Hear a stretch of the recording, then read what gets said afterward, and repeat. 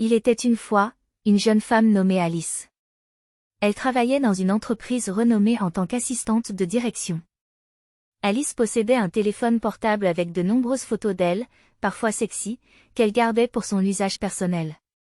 Un jour, alors qu'elle discutait avec son petit ami, Mathieu, elle décida de lui envoyer quelques photos coquines pour pimenter leur relation à distance. Cependant, Alice avait également des discussions professionnelles avec son patron, Monsieur Dupont, via l'application de messagerie de son portable, et sans s'en rendre compte, elle sélectionna par erreur quelques-unes de ses photos sexy et les envoya à son patron. Quand Alice réalisa son erreur, elle entra en panique. Elle se demanda comment elle allait gérer cette situation embarrassante.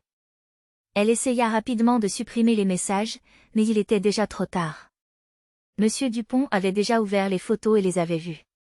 Le lendemain matin, Alice se prépara pour aller travailler tout en se demandant quelle serait la réaction de son patron. Elle entra dans le bureau, nerveuse, et tenta de paraître professionnelle malgré l'angoisse qui la rongeait. Quand Monsieur Dupont l'aperçut, il lui fit signe de venir dans son bureau pour une conversation en privé. Alice craignait le pire. Elle s'excusa immédiatement pour son erreur et expliqua que ce n'était pas intentionnel. Elle se sentait honteuse et ne savait pas à quel point cette situation pourrait compromettre sa carrière. À sa grande surprise, Monsieur Dupont prit un ton calme et rassurant. Il lui expliqua qu'il avait bien reçu les photos, mais qu'il savait qu'il s'agissait d'une erreur. Il lui demanda de faire preuve de plus de vigilance lors de l'envoi de messages à l'avenir, en particulier dans le contexte professionnel. Alice était soulagée, mais elle se sentait toujours embarrassée. Elle s'excusa à nouveau et promit de ne plus laisser cette situation se reproduire. Monsieur Dupont lui assura qu'il ne verrait plus cette erreur comme une barrière pour leur relation professionnelle et qu'il appréciait son engagement dans son travail. Au fil des mois, la relation entre Alice et Monsieur Dupont évolua progressivement.